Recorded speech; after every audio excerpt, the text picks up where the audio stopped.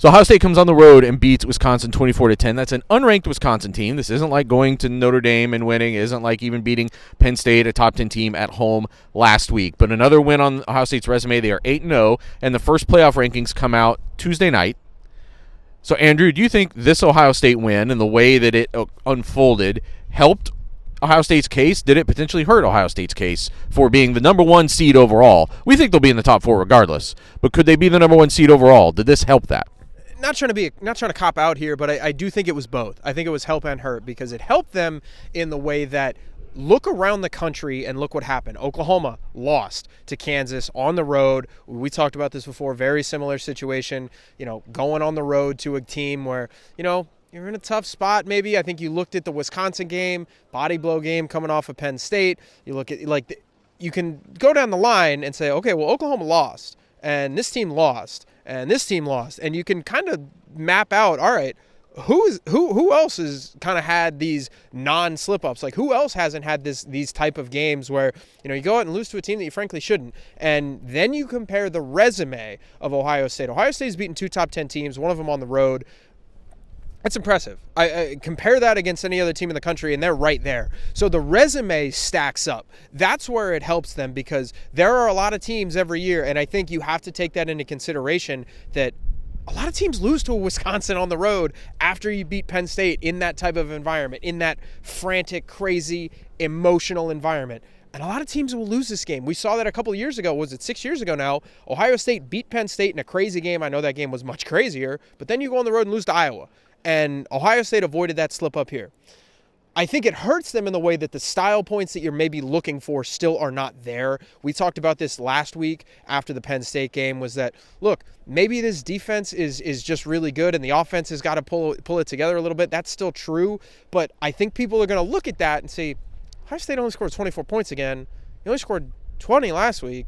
We scored 17 against Notre Dame, and I think people are going to start to think in their heads maybe, oh, Ohio State's offense just isn't as good. It means they're not as good. No, this defense might be the best defense in the country, and that is how they're winning all of these games. So the style points, beating a team 56-7 is not there, but they are thoroughly winning these games, and I think that matters because, there was a couple of moments of doubt tonight where you thought, maybe Wisconsin's hanging around a little bit, but there really wasn't a time in that fourth quarter where you thought Wisconsin is going to win this game, or Wisconsin, I think they had the ball down 7, and they were like, did you really think they were going to drive 80 yards? I didn't think so on this defense. So they're winning games ugly, and I think that hurts them in the way that the style points are not there, and that's what a lot of people cling on to is, wow, you beat the number 8 team in the country by 20 points.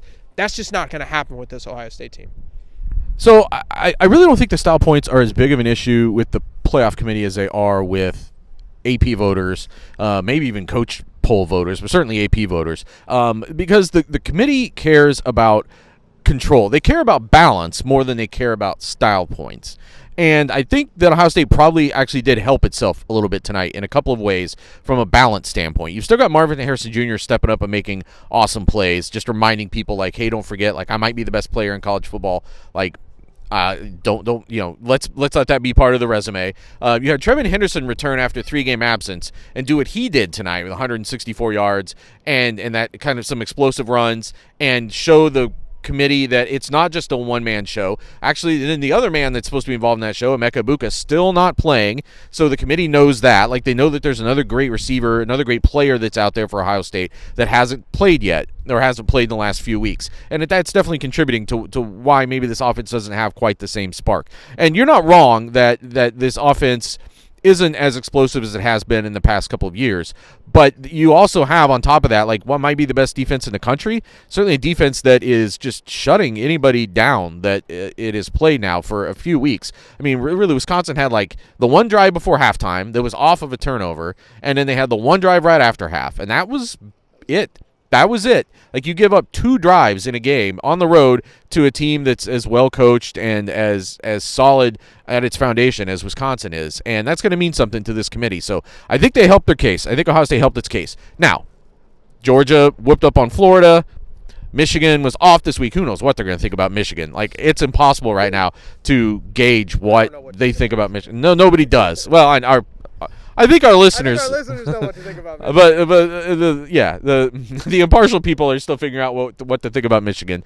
Florida State had a huge win today, and they have a resume that's very similar to Ohio State's, maybe even a better case, depending on how you look at it. So just, those are the people that are kind of at the top of that list. So I don't know if Ohio State will be number one. I'm just eager to see how they take Ohio State's resume, a top 10 road win at the time, another top 10 win at home, a win like this, shutting down Indiana the way they did in week 1. Like those, a lot of Power 5 victories that have sort of piled up here. There's also some victories that don't look as good in retrospect. The Maryland win doesn't look as good in retrospect. They've been terrible since they played Ohio State. Purdue's not all that great. Like Youngstown State, some of those wins don't look as good. So we'll see. We'll find out Tuesday night. The important thing to keep in mind is this is all sort of theatrics. That's why they do it, is to get people to pay attention. It doesn't matter. Like wherever they are, they could be 7th on Tuesday night, which they won't be, but they could be 7th on Tuesday night. And as long as they win the next 3 games and beat Michigan, everything will be fine. So keep that in mind, but we'll still be bringing you all the info. Listen to Buckeye Talk and get the text 614-350-3315. As soon as those rankings come out Tuesday night, that's where you'll get them from cleveland.com.